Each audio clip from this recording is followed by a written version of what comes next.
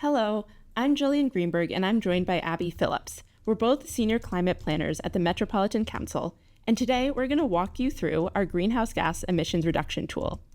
We've built this tool to help local governments in the region tackle one of the more daunting pieces of local climate planning, figuring out where your greenhouse gas emissions come from and what you can actually do about them. Before we jump in, let's spend a moment on why climate planning matters for your community.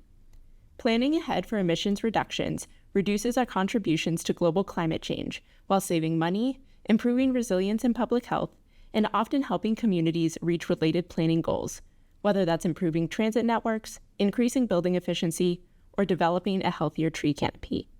Throughout this demo, we'll use a few key terms. Greenhouse gas emissions are the gases like carbon dioxide and methane that trap heat in the atmosphere. In a community context, they typically come from things like energy use in buildings, transportation, waste, and agriculture. We'll also talk about your emissions inventory, which is basically a snapshot of your emissions from your community broken down by sector. An inventory can help you figure out where to focus your effort. Throughout the tool, we'll use the term business as usual, or BAU, to refer to what would happen in the future if we don't take any action. Business as usual takes into account community characteristics, growth projections, and existing state policy. Finally, throughout the tool, we measure everything in carbon dioxide equivalent, or CO2e. CO2e is a proxy measurement that allows us to compare the impact of multiple different greenhouse gases. This tool is built to support local governments in meeting a few of the new minimum requirements for climate planning in your comprehensive plan. Today, we'll focus on the ones the greenhouse gas emission reduction tool directly supports. These are to include a greenhouse gas emissions inventory that includes transportation, energy use, solid waste, livestock, and agriculture where applicable. To include at least one strategy to reduce greenhouse gas emissions for each of the previously mentioned sectors, and to detail the emissions impact of reduction strategies through 2050 for the previously mentioned sectors using the Met Council's greenhouse gas emissions reduction tool or an equivalent model. There are a few other climate-focused minimum requirements that fall outside the scope of this tool, and we'll discuss those in a separate recorded demo.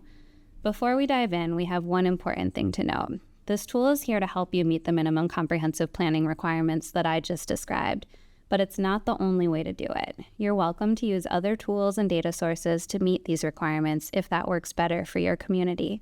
And there are plenty of valid greenhouse gas reduction strategies out there that simply aren't part of this tool. Using this tool does not mean that you're limited to only pursuing the strategies embedded in it. You can find a link to the tool via the Climate tab of the Local Planning Handbook. Under Required Plan Elements, select Climate, scroll down, and you can click on the Greenhouse Gas Emissions Reduction Tool button here. On the home page of the tool, you'll see an overview of the minimum requirements this tool supports, the same ones we just discussed. To get started, you'll select your community by either scrolling through the list or just typing your city or county name into the search bar. For the purposes of this demonstration, we'll select a random community. How about Fridley? Once you've found your community, hit go. And a heads up before we dive deeper into the tool will time out after 20 minutes of inactivity, so if you're stepping away or working through this slowly, keep that in mind. You might want to periodically export or save your work by keeping track of the strategies you've selected outside of the tool. Now, Jillian will discuss the Greenhouse Gas Emissions Inventory tab. Now that we've selected a community, let's look at the emissions inventory. This is really the foundation for everything else in the tool.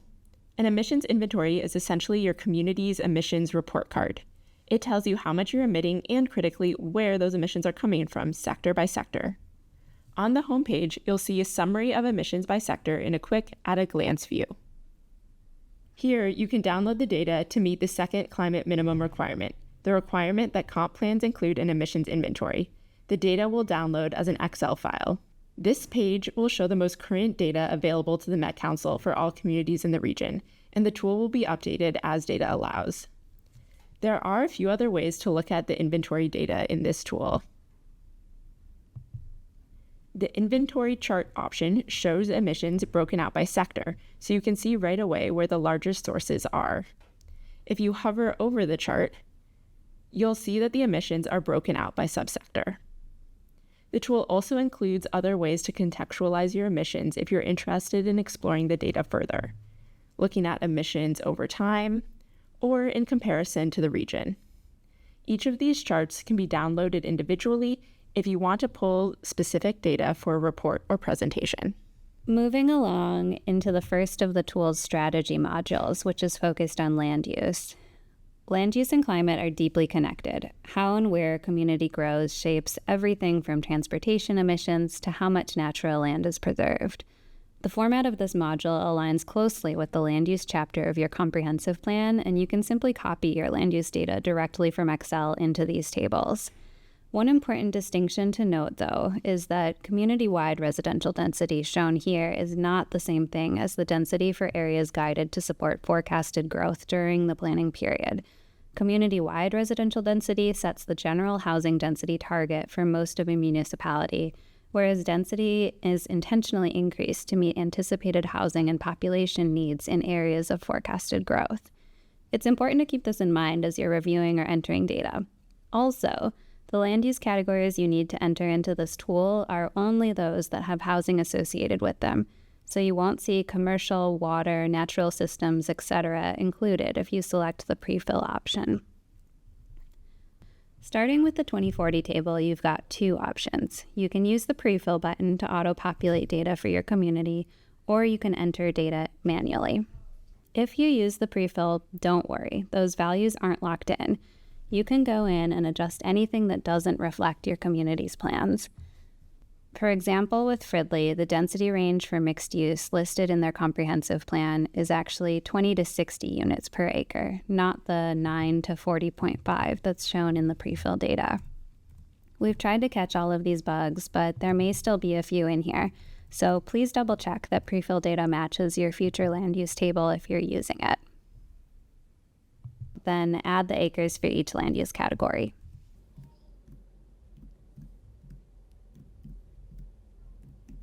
Once you're happy with the 2040 table, move to the 2050 table. Here you can use the Copy 2040 Land Use button, and it will copy over the land use categories, minimums, and maximums from the 2040 table. Again, you can make any updates and add in any acreage per category, and it's totally okay if the land use category names change from 2040 to 2050. Once you've made your changes, go ahead and click Apply Changes. And voila! The tool immediately populates an impact update, showing you how your land use choices affect projected emissions in your jurisdiction. Next up, we'll look at the Building Energy Use module. Buildings are a major source of emissions in most communities, mainly through energy use for heating, cooling, and appliances. But there are lots of ways to reduce emissions through changing in building design choices and operations upgrades. The format of the building module is very similar to each of the following sections. There is some overview and methodology information at the top, and then a few strategies to choose from and model. One of the strategies here focuses on electrification. In short, electrification means shifting building energy systems like heating and cooling from using fossil fuels like natural gas to using electricity. You can adjust these toggles to reflect your community's ambition.